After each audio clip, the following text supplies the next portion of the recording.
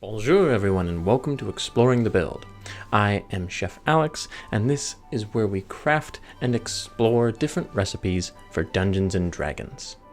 Today we have a bonus dish for you coming from David C. 9005, who requested a recipe for a chef character in Dungeons & Dragons, and as they were part of our earlier recipe this week of The Witcher, I decided to add a nice side for this week. Now for our chef meal, we are of course going to be using a base of the chef feet. However, we will try to find different flavors or spice to add to this build in order to give it a bit of zip.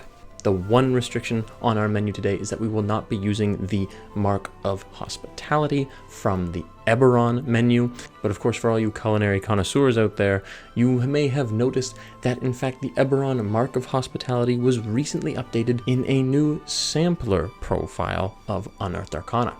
Today of course we will be sticking strictly to our 2024 rules ingredients. Now, without any further ado of course, bon appetit! First, we shall begin the recipe by preparing our origin.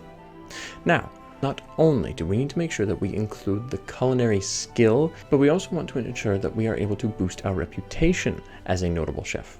As such, we need to pick up a few titles which we can use to gain renown. Our first title we will pick by choosing the Warforged species. This will allow us to have the title of Iron Chef. Going to our background, we want a selection that allows us a bit of customization to refine our taste towards our own individual palate. As such, we will be taking a background from a previous source book, namely the 2014 Player's Handbook, and we will be choosing Guild Artisan to come from the Culinary Guild itself. But doing so allows us to pick the ability score boosts as well as the origin feat of our choice. And for the origin feat, we will choose one which allows us to immediately gain a second title.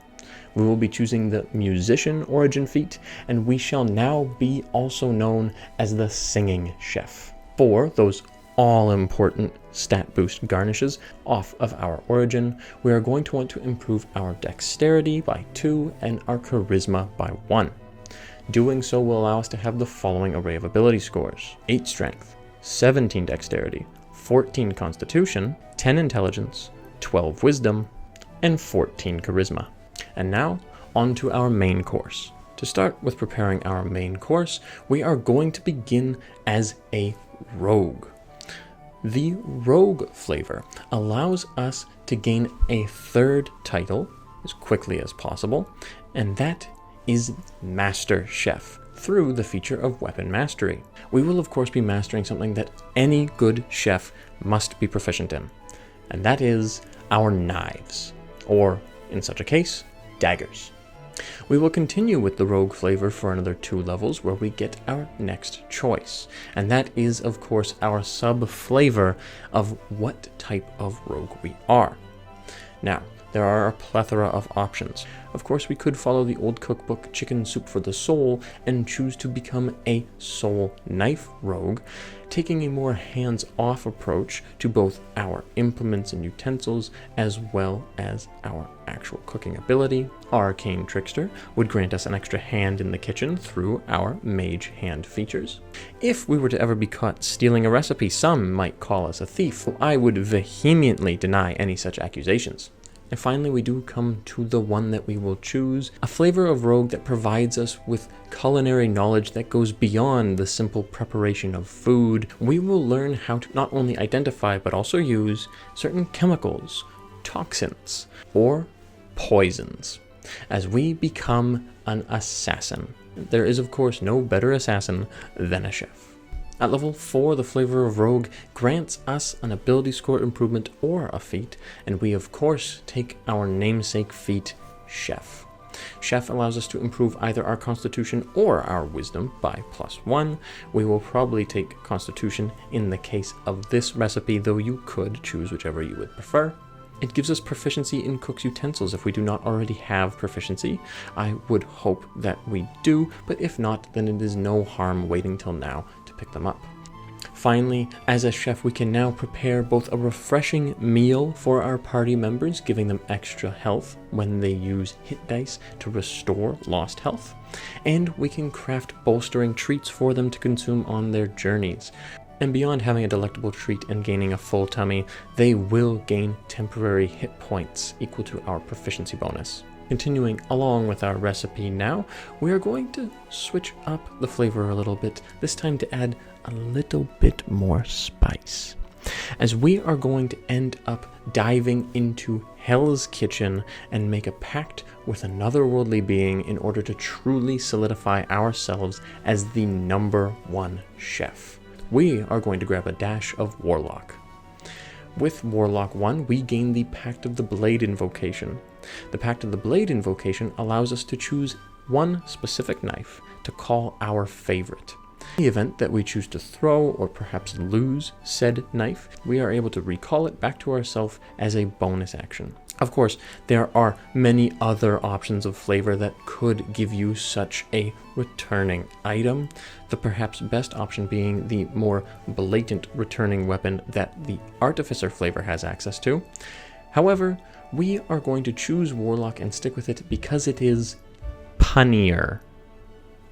Continuing on with that Warlock flavor, we are going to go to Warlock 2, where we gain 2 additional invocations. Here we are going to gain both Pact of the Tome and Agonizing Blast, gaining and improving that all-important cantrip that every chef should have, Vicious Mockery.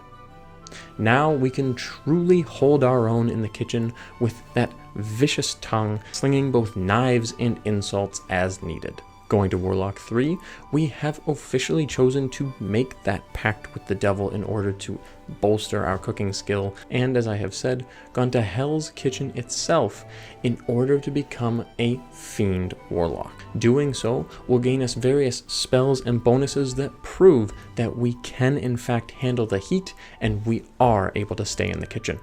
Finishing our Warlock flavor at level 8 or Warlock 4, we are going to choose our next ability score improvement / feat, and for this we are taking Poisoner, further refining our skill with exotic dishes as well as those toxins and poisons that a dastardly chef may be proficient in. With the Poisoner feat, we can finally round off our dexterity to 18, as well as bypass resistance to poison damage.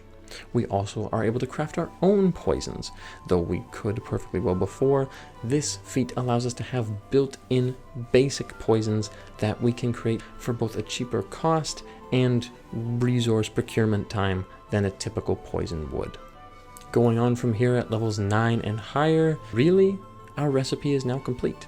The bulk of it has been done and we have the base of our meal. The rest is a side, garnish, or dessert that any chef may choose to add to the recipe in order to put their own personal spin on it. So continue on however you like and craft a dish that truly reflects your own unique flavor palette. With all that said and the recipe complete, we are indeed a chef. We have a multitude of titles in order to boost our reputation, as either the Iron Chef, Singing Chef, or Master Chef. I've been to Hell's Kitchen and back, and it has only improved our culinary skill because of it. And above all, we have the knowledge and skill to make a fabulous meal. Our one regret, of course, is that we don't actually have the unique spell of Hero's Feast in order to truly create a fantastic feast for our party. Though, if you did want such a thing, then swapping our trip to Hell's Kitchen for more musical lessons as a singing bard will allow us to pick that up.